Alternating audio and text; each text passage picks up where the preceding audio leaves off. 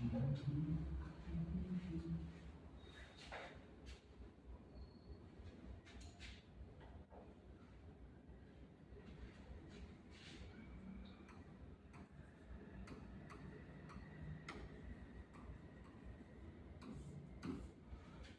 Flag beaches in the world and India ಅದ್ರ ಬಗ್ಗೆ ಅಧ್ಯಯನ ಮಾಡೋಣ.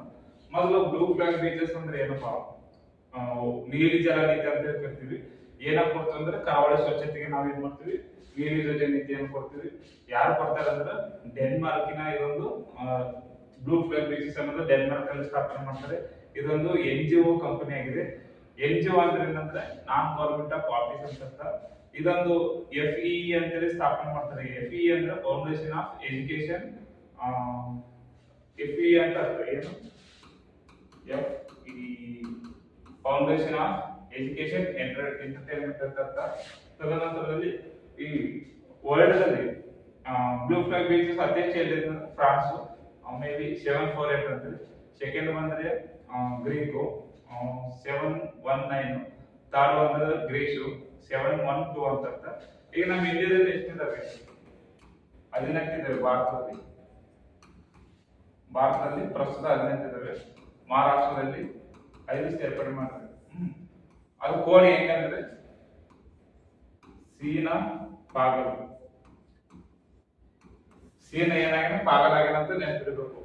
ಶ್ರೀವರ್ಧನ್, ನಗಾವ್, ಪಾರ್ಗನ್, ಗುರ್ಗಾಲ್ ಮತ್ತು ಲಾಡ್ಗಾಲ್ ಅಂತೇಳಿ ನೆನಪಿಡಬೇಕು. ಅವು ಯಾವ್ಯಾವ ಅಂತೇಳಿ ಮ್ಯಾಪ್ ಹಾಕೋಣ.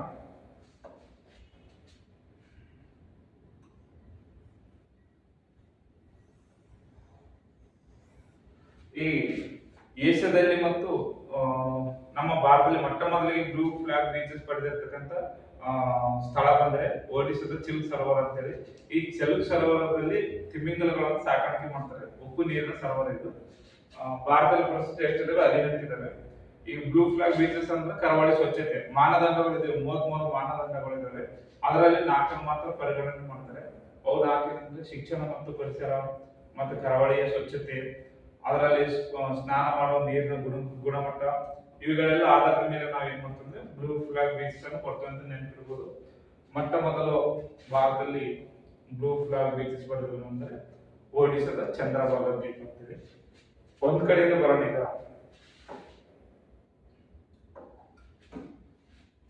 ಗುಜರಾತಿನ